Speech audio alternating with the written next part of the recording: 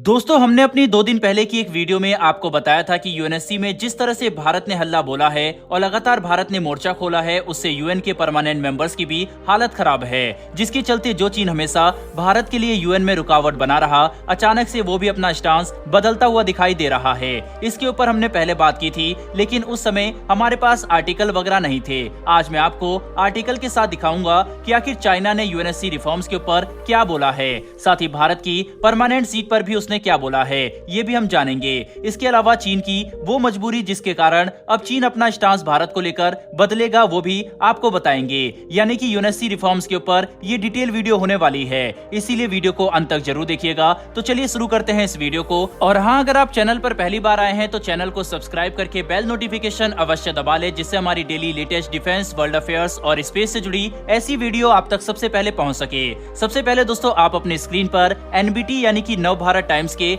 Article का screenshot देख सकते हैं, जिसमें साफ तौर पर वेंग यी, जो कि पहले चीन के फॉरेन मिनिस्टर थे, उनकी फोटो के साथ ये लिखा हुआ है कि यूएनएससी रिफॉर्म्स, यूएनएससी में विकासशील देशों को मिले ज्यादा प्रतिनिधित्व, ये मांग की है चाइना ने। लेकिन चीन ने भारत का खुलकर तो नहीं, लेकिन इनडायरेक्टली सपोर्ट किया है। अब इससे ये बात तो साफ हो जाती है कि भारत लंबे समय से जो डिमांड कर रहा था, उस पे सिर्फ चीन ही था जो भारत के खिलाफ वीटो पावर का इस्तेमाल करके भारत की सदस्यता को रोक रहा था। बाकी परमानेंट मेंबर्स कंट्रीज, जिसमें कि अमेरिका, ब्रिटेन, फ्रांस और रशिया शामिल हैं, वो भी खुले दिल से भारत का समर्थन कर रहे थे। रूस ने तो संयुक्त राष्ट्र में कई बार भारत को खुलकर सपोर्ट किया है, वो भी तब जब ज्यादातर देश भारत के खिलाफ थे। और कुछ वक्त पहले से फ्रांस के साथ भी भारत के रिश्ते काफी गहरे होते हुए नजर आ रहे हैं। यूएन असेंबली में खुद फ्रांस की तरफ से ये बयान सामने आया था कि यूनाइटेड नेशन में भारत को स्थायी सदस्यता न मिलना यूएन की कमी को दर्शाता है। लेकिन सिर्फ परमानेंट मेंबर्स ही नहीं, बल्कि बाकी छोटे छोटे डेवलपिंग कंट्रीज की मेजोरिटी भी भारत को हासिल थी। लेकिन इन सब के बावजूद चीन अकेला ही उल्टा चल रहा था,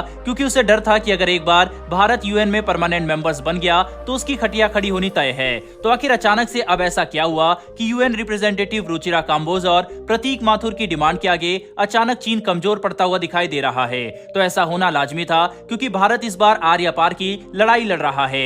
जिस तरह से लगातार भारत की तरफ से कड़े बयान सामने आ रहे थे, उन सब के चलते चीन का ज्यादा दिन तक भारत की डिमांड को रोक पाना मुमकिन नहीं था। लेकिन दोस्तों, इतना ही नहीं, बल्कि चीन ये बात जान चुका है कि भारत अब बदल रहा है। वो अपने इंटरनेशनल कनेक्शन काफी स्ट्रॉन्ग बनाता जा रहा है। साथ ही साथ फॉरेन पॉलिटिक्स में भी भारत की रणनीति समझ पाना इतना आसान नहीं है। भारत के पास इस वक्त एससीओ समिट और G20 समिट की अध्यक्षता मौजूद है, जिसे वो काफी बेहतरीन तरीके से निभा रहा है। और इसी के चलते भारत दुनिया भर में अपने आप को और भी ज्यादा मजबूत बनाता जाएगा। और मेजोरिटी कंट्रीज का सपोर्ट भी भारत को मिल रहा है, जिसमें कई डेवलप कंट्रीज भी शामिल हैं। किसी सुपर पावर देश के डर से चुप रहने वाला और हमेशा शांति के सफेद झंडे लेकर संधि करने वाला देश अब भारत नहीं रहा। भारत अपने तरीके से दुनिया भर में अपनी धाक जमाए हुए है। अब चाहे India Russia crude oil trade का ही उदाहरण ले लीजिए, यूरोपियन कंट्रीज समेत अमेरिका की लाख आलोचनाओं के बावजूद भारत खुलेआम बिना किसी डर के रशिया के साथ ट्रेड करता रहा, अपने देश के लिए सस्ता क्रूड ऑयल खरीदता रहा, जिसका असर ये रहा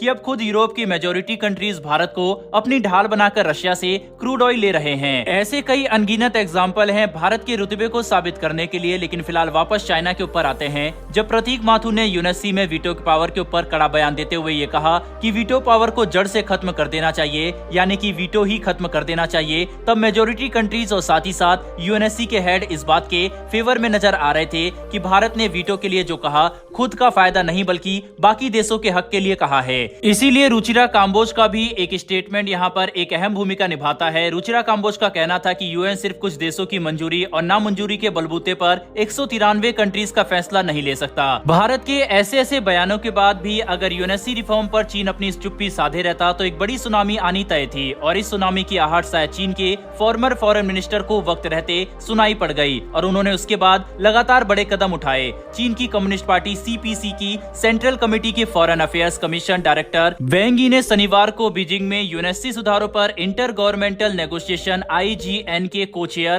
तारिक एल्बनाई और अलेक्जेंडर मार्शिक से मुलाकात की और वर्ल्ड बॉडी के टॉप काउंसिल के रिफॉर्म्स पर चीन की राय सामने रखी। IGN रिप्रेजेंटेटिव के साथ अपनी बातचीत में वेंग यी ने कहा कि सिक्योरिटी काउंसिल के सुधार में ऑब्जेक्टिविटी और जस्टिस बनाए रखने के अटेम्प्ट किए जाने चाहिए। डेवलपिंग कंट्रीज का रिप्रेजेंटेशन बढ़ाया जाना चाहिए। छोटे और मध्यम आकार के देशों को इसमें भाग लेने का मौका दिया जाना चाहिए। दोस्तों, चीन ने यूनाइटेड नेशन सिक्योरिटी काउंसिल में सुधारों को लेकर अपना रुख अचानक से बदला, लेकिन शब्दों को घुमा फिरा कर अपने बयानों को बरकरार रखते हुए ये तो कहा है कि डेवलपिंग कंट्रीज खासकर छोटे और मध्यम देशों को भी ज्यादा रिप्रेजेंटेशन मिलना चाहिए, लेकिन फिर भी उसने भारत और अन्य देशों की इस अपील पर डायरेक्ट रिस्पॉन्स देने से परहेज किया है। दोस्तों, अब इससे ये बात तो साबित होती है कि यूएनएससी रिफॉर्म्स तो होने वाला है। सवाल ये उठता है कि क्या भारत को वीटो मिलेगा, क्योंकि कुछ खबरों की माने तो पांचों देश परमानेंट सीट देने के लिए तो तैयार हैं, लेकिन वीटो को नहीं। ऐसे में भारत ये साफ कर चुका है कि या तो उसे वीटो मिलेगा या तो पांचों देशों से वीटो का अधिकार ले लेना चाहिए। यानी भारत ने अपना पासा फेंक दिया है और इन पांचों देशों के पास ज्यादा ऑप्शन बचे हुए नहीं हैं। वैसे दोस्तों, आपको क्या लगता है कि भारत की बढ़ती इस ताकत के बाद और यूएन के खिलाफ भारत द्वारा खोले गए इस मोर्चे के बाद क्या पांचों देश भारत को वीटो पावर देने के लिए तैयार हो जाएंगे या फिर नहीं? अपनी राय कमेंट बॉक्स में लिखकर जरूर बताइएगा।